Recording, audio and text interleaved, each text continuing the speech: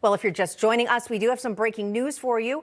Florida Governor Ron DeSantis is announcing his run for president tomorrow officially with Elon Musk on Twitter at 6 p.m. Eastern Standard Time. They will be doing it on something called audio chats. Joining me now to discuss that and more on The Other View, political activist Whitley Yates, Newsmax contributor Deneen Borelli, and Newsmax host Lydia Serrani is still with us here. All right, I want to start with you, Deneen. What do you make of this? Of course, we know that we've been waiting for him to announce and waiting for him to announce. But maybe it's not the fact that he's announcing, but how and where he's announcing. Now, look, that's the beauty of social media. I think he will be able to probably reach a bigger audience by doing so on Twitter. And also, he's going to be interacting and engaging with people, answering questions and trying to nail down what his positions will be and people's concerns. So I don't really see a downside with it. Yeah, and Whitley, do you think beyond reaching people, he's specifically trying to reach maybe some younger people via social media, but also reach people that Donald Trump can't reach on the Twitter platform because he's simply not on it? I think that it's very interesting when you see Fox faltering, CNN caving, and then you see a potential presidential nominee utilizing social media, specifically Twitter, the platform, to announce his presidency. No one has ever done this before, and so it would be a first time that this has been done. Specifically speaking, since President Trump has chosen not to get back on Twitter and use Truth Social, I definitely think that he's attempting to garner an audience that the current former President Trump does not have. That is right. And we discussed this with Lydia already. But so we want to move on because this is called The Other View. So we've got to get to this one. The ladies at The View are at it again, this time blasting Republican Tim Scott's candidacy for president. Of course, he announced yesterday. This is what they said. He seems to think because I made it, everyone can make it. Ignoring, again, the fact that he is the exception and not the rule. And until he is the rule, then he can stop talking about systemic racism. He's got Clarence Thomas syndrome. But I do think that he...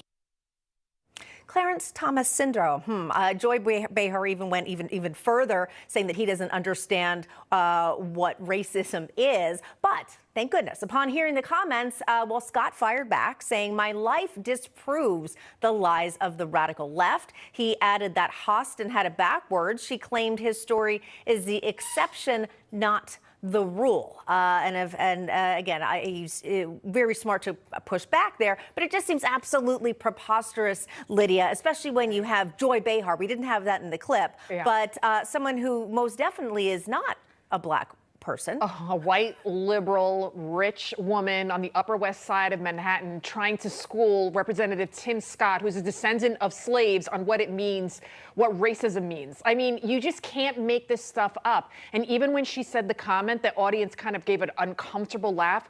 It's absolutely ridiculous, but it just goes to show the hypocrisy, and they speak in silos, right? And that is so dangerous when you just constantly hear just the same thoughts and the same words to yourself. And that's why you have these idiotic opinions like Joy Behar's. Yeah, that's a great point. Whitley, it seems like this constant echo chamber really wants Black Americans to feel some sense of victimization or victimhood at the hands of Republicans in order to make them feel like only the Democrats can help you and save you. Am I getting that right, or am I missing something?